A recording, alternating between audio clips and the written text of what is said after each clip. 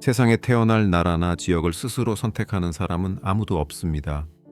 어떤 사람은 살기 좋은 환경에서 많은 기회와 높은 삶의 질을 누리지만 어떤 사람은 삶에 큰 영향을 미칠 수 있는 훨씬 더 어려운 환경에 놓이게 됩니다. 그렇다면은 과연 좋은 나라란 무엇일까요? 단지 아름다운 풍경과 풍부한 자원, 강력한 경제를 가진 나라일까요? 아니면은 정치적 안정과 국민들의 전반적인 행복 같은 더 넓은 개념을 포함하는 것일까요? 울창한 지리와 방대한 천연 자원을 가진 나라를 상상해 보세요. 편안함과 풍요로움을 떠올리게 하는 이미지죠. 실제로 이런 나라가 있습니다. 바로 베네수엘라입니다. 390억 배럴의 확인된 석유 매장량으로 베네수엘라는 세계에서 가장 많은 석유를 보유한 타이틀을 가지고 있습니다. 겉으로는 성공에 필요한 모든 요소를 갖춘 것처럼 보입니다. 하지만 현실은 훨씬 더 복잡합니다. 베네수엘라는 격동의 정치적 정책과 경제 운영 실패로 인해 심각한 문제에 직면해 왔습니다. 풍부한 천연 자원에도 불구하고 많은 국민들이 기본적인 필요를 충족시키기 위해 고군분투하며 빈곤 속에서 살고 있습니다.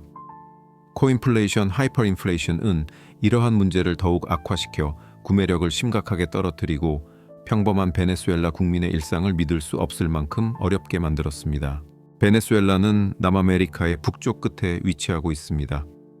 남쪽으로는 아마존과 접해 있으며 동쪽으로는 가이아나, 서쪽으로는 콜롬비아, 그리고 북쪽으로는 카리브 해가 있습니다. 면적 면에서는 베네수엘라가 상당히 넓습니다. 남아메리카에서는 평범해 보일지 몰라도 전 세계의 많은 나라들보다 훨씬 더 큽니다. 게다가 이 나라는 특히 전 세계적으로 가장 많은 확인된 석유 매장량을 보유하고 있어 지리적 이점을 가지고 있습니다. 하지만 이러한 부에도 불구하고 베네수엘라는 심각한 경제적 문제에 직면해 있으며 글로벌 무대에서 석유를 효과적으로 판매하는 데 어려움을 겪고 있습니다. 물론 이 문제에 대해서도 이야기하겠지만 먼저 많은 이야기가 오가는 이 나라의 수도를 살펴보겠습니다. 베네수엘라의 수도인 카라카스에 오신 것을 환영합니다. 인구 280만 명의 카라카스는 위에서 보면 멋진 경치를 보여줍니다. 하지만 일단 도시 안에 들어서면 혼란스러운 다른 현실이 드러납니다. 베네수엘라에서는 긴 줄이 흔한 광경이 되었습니다. 이 나라는 거의 모든 기본적인 필수품을 얻기 위해 끝없이 줄을 서는 것으로 유명합니다. 석유가 풍부한 나라에서 사람들이 석유 부족을 겪는다는 것은 역설적으로 보입니다. 많은 주민들이 주유소 주변에 차를 주차하고 다음 날 이른 아침에 기름을 채우려고 노력하지만 당일에는 휘발유를 구할 수조차 없습니다. 게다가 베네수엘라 사람들은 화폐 가치가 너무 많이 떨어져서 돈을 가방에 넣어 가지고 다닙니다. 그들이 사용하는 베네수엘라 볼리바르라는 통화는 미국 달러나 유로에 비해 심각하게 가치가 절하되었습니다. 예를 들어 공식적으로 미국 1달러는 베네수엘라 볼리바르보다 약 34배 더 가치가 있습니다. 이러한 상황은 이 나라에 심각한 경제 위기를 초래했습니다. 현실적으로는 베네수엘라 정부가 통화 가치를 계속 떨어뜨리고 있으며 반복적으로 통화에서 연령을 제거했기 때문에 그 격차는 훨씬 더 큽니다. 오늘날에는 심지어 시리안 파운드조차 베네수엘라 볼리바르보다 더 가치가 높습니다. 돈으로는 기본적인 필수품조차 살 수 없는 상황에서 거의 모든 것을 외부 세계에 의존해야 한다고 상상해 보세요. 외화를 얻는 것이 어렵기 때문에 정부는 단순히 돈을 더 많이 찍어내 해외에서 물품을 구매합니다. 이는 엄청난 인플레이션을 초래하여 치즈 한 덩어리가 약 25달러의 비용이 들 수도 있습니다. 현재 추정치에 따르면 베네수엘라의 인플레이션은 약 1000%에 달합니다. 또한 석유가 풍부하지만 금수 조치 엠바고로 인해 팔 수 없기 때문에 석유가 거의 가치가 없다고 상상해 보세요. 석유가 많다고 해서 효과적으로 가공할 수 있다는 보장은 없습니다. 대부분의 석유는 그냥 미사용 상태로 남아 있습니다. 그 결과 베네수엘라는 이란에 미정제 원유를 공급하면서 이란으로부터 가공된 석유를 구매하고 있습니다.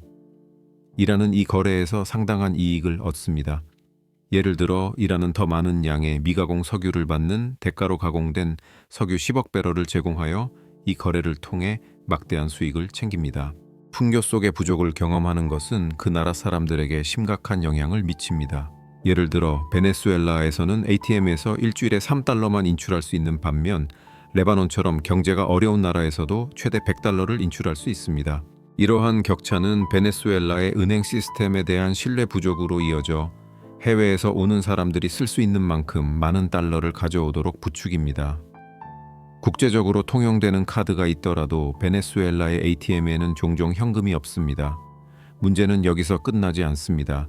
예를 들어 어떤 나라에서 물건을 구매하고 3달러짜리 물건에 10달러짜리 지폐를 건네면 거스름돈 7달러를 줄 수 있는 사업장이 거의 없다는 것을 알게 될 수도 있습니다. 그 결과 경제가 타격을 받고 관광객들조차 효과적으로 기여할 수 없습니다. 이제 베네수엘라에 사는 한 현지 주민이 식당 일을 시작하는 데 관심을 갖게 되었다고 가정해 보세요. 가족과 함께 좋은 식당에 갔는데 계산서가 100달러가 나왔습니다. 이 나라의 금융 규제로 인해 시민들은 현지 통화에 접근할 수 없고 신용카드도 작동하지 않습니다. 이 문제를 해결하기 위해 식당 주인과 손님 모두 미국의 달러 계좌를 개설했습니다. 손님은 자신의 휴대폰을 통해 미국 은행 명제지의 은행 계좌에서 식당 주인에게 달러를 이체하여 계산을 해결할 수 있습니다. 결과적으로 베네수엘라의 많은 가정들이 미국의 은행 계좌를 유지하고 있습니다. 그러나 사람들이 베네수엘라의 현지 은행에 돈을 예치하는 것을 꺼리기 때문에 이 방식은 베네수엘라 정부의 이득이 되지 않습니다. 비극적인 역설은 월 최저임금이 130볼리바르, 즉 약 5달러에 불과하다는 것입니다. 이는 한 달을 버티기에는 전적으로 부족한 금액입니다. 이에 대한 대응으로 정부는 때때로 대중교통을 무료로 제공하고 식량 지원을 배포하며 많은 주유소에서 휘발유를 종종 무료로 제공하고 있습니다. 지난해 약 45달러였던 근로자의 평균 월 소득은 이제 약 70달러로 올랐습니다. 하지만 베네수엘라 국민들은 기본적인 생활비를 충당하기 위해 최소 500달러의 최저임금을 요구하고 있습니다. 이러한 요구가 충족될 가능성이 희박해지자 수만 명이 콜롬비아로 떠나고 있습니다. 콜롬비아의 상황이 이상적이지는 않지만 일상적인 문제와 불규칙성이 덜하여 베네수엘라에서는 찾아볼 수 없는 안정감을 제공하고 있습니다.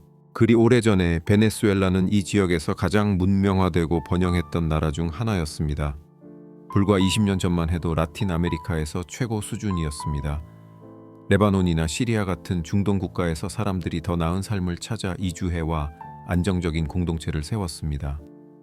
하지만 베네수엘라의 상황은 예상대로 흘러가지 않았습니다. 1998년 이후 전직 대통령들은 경제를 생산 기반에서 석유에 크게 의존하는 경제로 전환시켰습니다. 후고 차베스 정권 하에서 그들은 당신들에게 브랜드가 있다면 우리에게는 석유가 있다고 말하며 회사들을 사실상 추방했습니다. 처음에는 이러한 접근 방식이 크게 눈에 띄지 않았는데 차베스가 부자에게서 세금을 거두어 가난한 대다수의 국민을 돕는 부의 재분배에 초점을 맞췄기 때문입니다. 대다수가 가난했기 때문에 그들은 차베스가 시행하는 모든 정책을 전적으로 지지했고 이는 그가 모든 선거에서 승리하는 결과를 낳았습니다.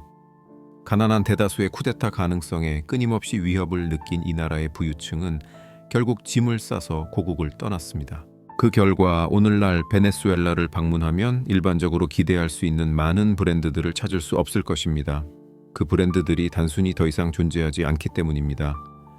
예를 들어 맥도날드가 이 나라에 존재하지만 브랜드 사용 권한을 획득한 후 베네수엘라 회사가 다른 이름으로 운영하고 있습니다.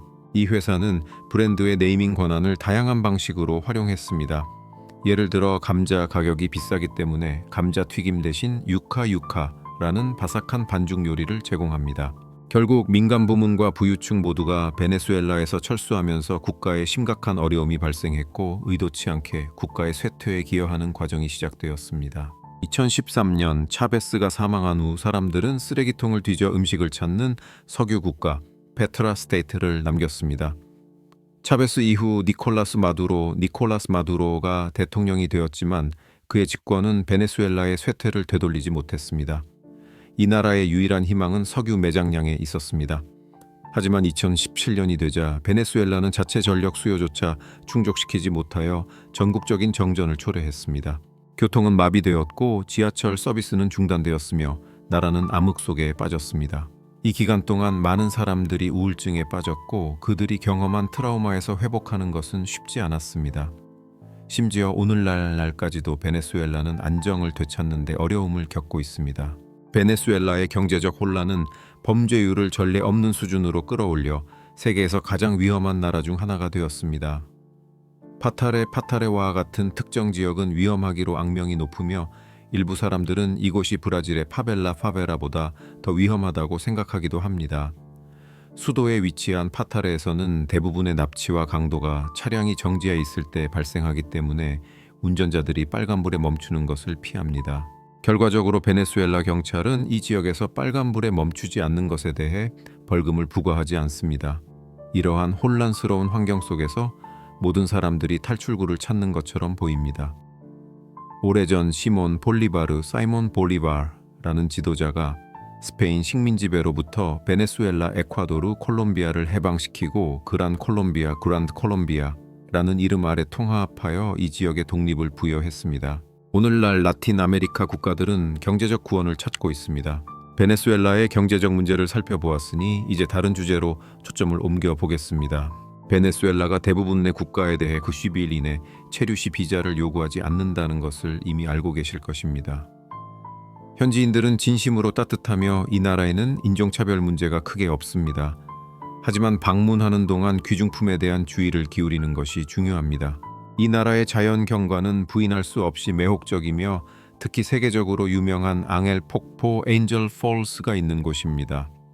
약 7,000m 높이로 세계에서 가장 높은 폭포인 앙헬 폭포는 이 지역의 매력을 더합니다. 하지만 이 지역의 접근성이 어렵기 때문에 이 자연의 경이로움을 방문하는 데 드는 비용이 상당히 증가합니다. 폭포를 가까이에서 보려면 헬리콥터를 타야 할 것입니다. 관광회사들은 폭포로 가는 길에 위험한 바위 사이를 비행하며 아드레날린을 계속 높입니다. 1933년 제임스 엔젤 이하에 발견된 이래로 폭포는 그의 이름을 따서 명명되었습니다. 이 나라의 자연은 아름답게 보존되어 있지만 평범한 사람들은 헬리콥터로 접근할 수 없습니다. 이 나라의 거의 모든 부문이 침체되어 있기 때문에 대중을 사로잡고 일상의 스트레스에서 벗어나게 해줄 활동이 거의 없습니다. 이 때문에 많은 사람들이 즐거운 시간을 보내고 긴장을 풀고 싶을 때 콜롬비아로 몰려가는 것을 선택합니다. 베네수엘라의 수도인 카라카스 사람들의 얼굴을 보면 그들 중 많은 수가 불행하고 우울하다는 것이 분명합니다. 거리는 활기가 없고 도시에는 흥분감이 거의 없습니다. 낮은 구매력과 제한된 기회로 인해 삶은 점점 더 어려워지고 있습니다. 도로 건물, 심지어 사람들까지도 망가진 것처럼 보입니다. 많은 사람들이 아침에 일어나서 일하고 집에 돌아와 잠을 자는 반면 다른 사람들은 이 나라를 탈출할 희망으로 불법적인 활동에 가담하는 것을 선택합니다. 이와 대조적으로 베네수엘라의 정글, 특히 남쪽의 아마존 지역에는 또 다른 종류의 삶이 있습니다. 그곳의 일부 부족들은 인플레이션이나 경제적 어려움에 거의 영향을 받지 않는 생활 방식을 고수하며 이 나라의 상황에 거의 관심을 보이지 않습니다. 그들은 아마존 열대우림 깊숙한 곳에 살고 있으며 현대 세계의 규칙을 거부합니다. 일부 보고서에 따르면 그들이 인육을 먹는다고도 합니다. 이 부족들은 숲속에 숨어 있으며 외부인들에게 특히 환영받지 못합니다. 그들은 세계에서 가장 고립된 부족 중 하나입니다. 이 부족은 야생적인 성격과 내부적인 의견 차이로 알려져 있습니다. 정부는 부족을 탈출하는 사람들에게 손을 내밀지만 나이가 많은 개인들을 재교육하는 것은 쉬운 일이 아닙니다. 베네수엘라 사람들은 이들을 도시 거주자들과 구별되는 더 어두운 피부색으로 식별할 수 있습니다. 부족을 탈출한 사람들은 스페인어에 대한 지식이 제한적인 경우가 많습니다. 결과적으로 베네수엘라는 앞으로 나아가기 위해 완전한 경제 개편과 개혁이 절실히 필요합니다. 이 나라는 외국인 투자를 유치하고 외화를 유입시켜야 합니다. 이러한 변화 없이는 베네수엘라가 석유 자원을 가공하거나 관광객을 유치하는 데 어려움을 겪을 것입니다. 그 결과 부와 빈곤의 순환 속에 갇힌 멋진 지리를 가졌지만 방문자가 거의 없는 나라로 남을 위험이 있습니다.